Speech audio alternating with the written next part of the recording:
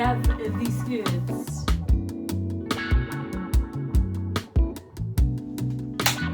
Cut. Hey guys, Nicole here. I just started making some sewing, fashion, and pattern making videos. Join along.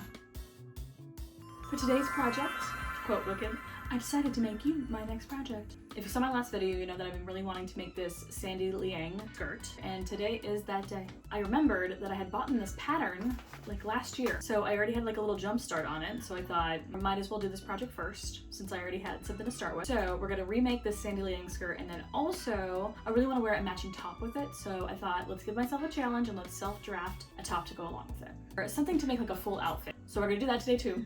Let's see how it goes. Luna, do you want me to make you one too? Do you want a skirt? First things first, we have to start with fabric. I've been really into taffeta lately. I think I've just been going through a taffeta phase. I think it's because I've been referencing a lot of 80s styles. I originally bought in this navy and eggplant taffeta in the mood sale for Black Friday last year, but I was really wanting like a spring color. I was yearning for something in like a baby dusty blue. So I went over to Etsy, started a little searching around for some baby blue or like a baby pink taffeta. I've just like been really into like the ballet type of colors. I also wanted it to be silk. If I'm gonna spend money on doing like a really nice project for myself, I kind of want it to be nicer than the original, and the original one is in polyester. Because I'm not spending money on the actual skirt, I can spend money on the fabric. So I thought, let's treat myself, let's get some silk taffeta. I also like it because it's a little less shiny than the polyester taffeta. It's like so minor, you can't really tell, but I decided I like this quality and I'm gonna take a chance. Okay, so while I was waiting for my fabric to arrive, I decided to cut out my first proto of my skirt. This is pre-corrections, so this is exactly from the pattern that I bought. I wanted to see where it laid on the waist, and just so I can get a general idea of like how I need to modify it. So here's the results, my official first proto for my skirt. It's time for me to make some updates on her. Basically, what I want to do is, this one's meant to be like super high-waisted. I already took off the waistband that it had on here because I didn't like the look of it. I do like the look of it without the waistband, so step one, great. But I do think that this yoke section is like way too big. I think that I want to lower it a little bit to be, right now she's above my belly button. I think I want her to be below my belly button, so I think I'm going to lower it an inch from the top. And then also from the bottom of the yoke, I think I'm gonna raise it another 2 inches. I want this section to be a lot smaller. Start at my low hip instead of it starting below my low hip. So we're gonna work on that. Got my pattern pieces. I'm gonna trace them first so that I don't like ruin the original one. That way, in case you ever wanna make it again for somebody else and they want that, you already have the original one. You know? I'm really bad at keeping everything organized, so I attempt to try when I remember. Got my front and my back. Pro tip, you gotta outline all of your seam allowance so you can cut that off because you want to alter a pattern without seam allowance. So I'm gonna cut off all the seam allowances and then I'm gonna start to alter the height of the yoke. I forgot to mark my notches, so I had to go back and mark them. So don't forget to mark your notches because those are important, especially with a gathered skirt like this. Like the notches really come in handy. Continuing my work. Goodbye. We did it! Yay. And then I already walked my seams to make sure that they matched, and they do. The question is do I get up and go get some water and some food? Because I'm neglecting myself right now. I am. Okay.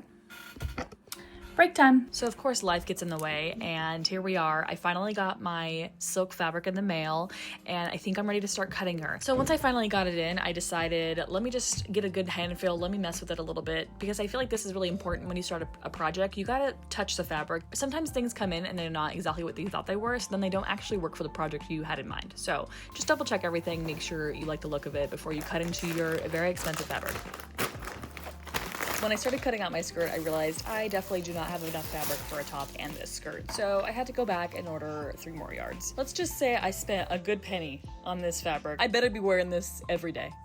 Fabric prep time. I just got done steaming and ironing the fabric just to get out whatever shrinkage it could possibly have instead of having to wash it. And we're gonna start cutting.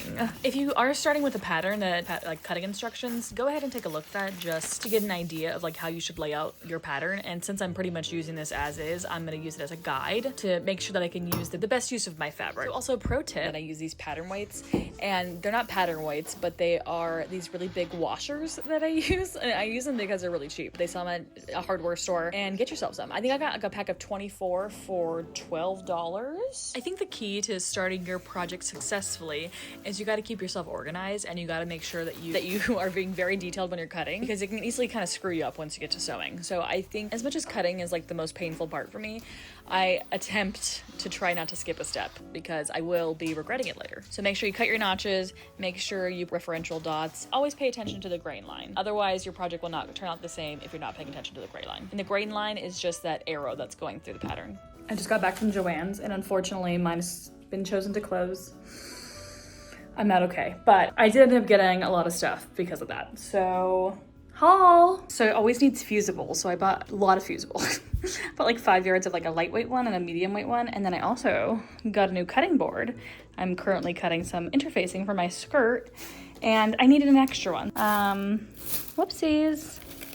Look at this receipt, it's so long. We're finally getting to the action here. Okay, so before I start sewing, I have to attach my interfacing to my yoke, because I want my yoke to be a little sturdy, so that hopefully it doesn't like show everything underneath, because this fabric is pretty thin, so I think it'll just help beef it up a little bit. There's something about practicing your hobby and your craft, and like the little steps that get you to the finished product, like threading your needle and threading your bobbin, and I don't know, there's just something kind of like romantic about that. I just enjoy these like little tiny steps. Okay, now another pro tip. You want to make sure that you are using the correct needle when you sew any of your projects. I like to use these Microtex needles for these like really delicate fabrics, because again, I spent a lot of pretty pennies on this fabric. I want to make sure that I'm not screwing it up. And very sharp, so they are not supposed to pull on these like delicate fabrics, especially like a chiffon or a georgette. So if you ever have to sew those, use a Microtex needle. Because I'm really trying here to make this the most professional garment that we can, I decided I need to serge all of my edges, because this fabric tends to fray pretty easily since it's a plain weave. So to prevent that from happening while I'm working on my project,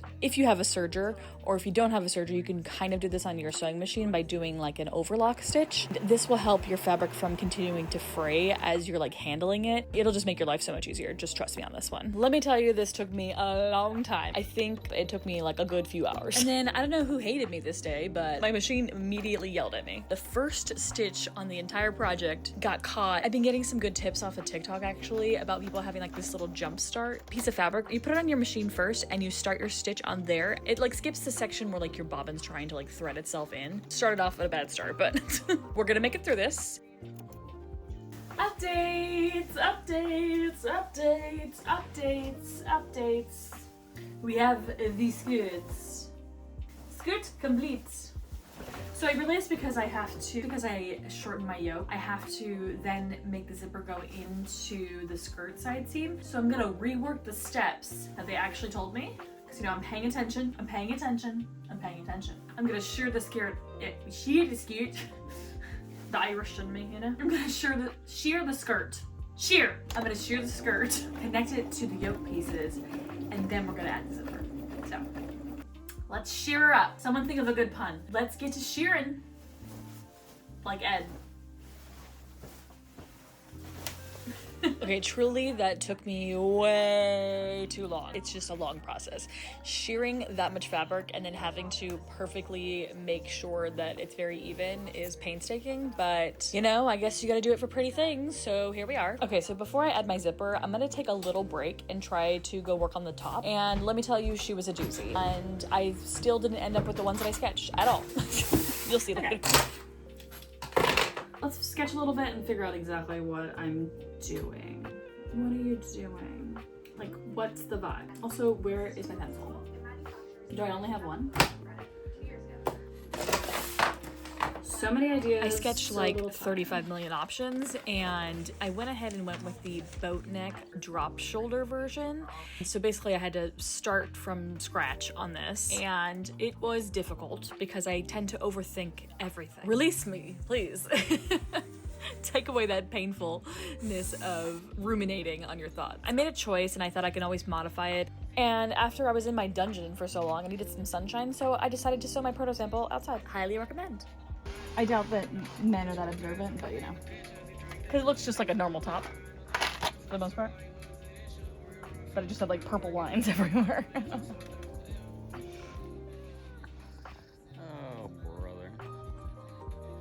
So honestly, this was pretty successful when I was doing my proto samples, but then once I got to the final fabric, that's when everything went wrong. So I guess enjoy this for now. I don't know why I'm nervous, but we're gonna cut the top out. I'm so scared. I think it's because I made the pattern myself, so I think it's not good enough. But you know, if we ruin it, oh well. Also, I do have a little extra fabric, so I could recut some stuff if I really wanted to. Okay. Let's do it. So I went business as usual. Started with serging all of my seams again, and then I got into sewing it. So I know what went wrong. I definitely went into this too confidently after just making a bunch of changes, and I should have just made a second proto, and this wouldn't have happened. So note to self and to everyone else, just make a second proto, even if it kills you, but we're gonna persevere, okay? So basically, since I closed the back, I don't think I added enough in the armhole and in the neck opening, and that's what really screwed me up, because the rest of it fit me, the chest down. Since I was so painstaking, let's take a break. Here's the kitty. Hi, kitty. Just enjoy him because he's cute. Okay, it's time for an update. I have been going through it, okay? This pattern has been a nightmare. And I mean, I guess it's only my fault since I did it, but no, I think I just really messed up the last time I made some corrections, and I did not double check my work before I cut it out because I thought it was good, when clearly it wasn't. It was just too big of a change for me to be that confident. And I've gone through like 17 different ifs, ands, or buts on how I could resurrect this garment. I don't want to let go of it. I already put fabric into it. I don't have enough fabric to recut the top. It's just not working. And basically, I already kind of cut off certain sections of the top when I was frustrated with it. So my only option is to make it a tube top. I'm only showing this to you guys so you guys know that nothing comes out perfect, okay? I mean, it can if you're like great and everything, but like stop bragging. I'm really trying to salvage this top because I want it to work and I wanted it to be a little set and to be cute, and just sometimes things don't work out. Anyway, I found this tube top that I made a while ago and I thought, okay, maybe I can at least adjust the pattern to be a tube top. So this is my last resort. I'm just gonna cut off the whole top portion. I traced it onto my pattern, so this would be like the new shape. It kind of would match how this kind of like goes up into like a little, so this kind of goes, it does the same thing. It goes like a little, so kind of a cute little like wavy detail, which also kind of goes back to the skirt. Anyway, this is my last ditch effort to save the top. Oh my God, finally! Okay, it didn't end there, but we are very close.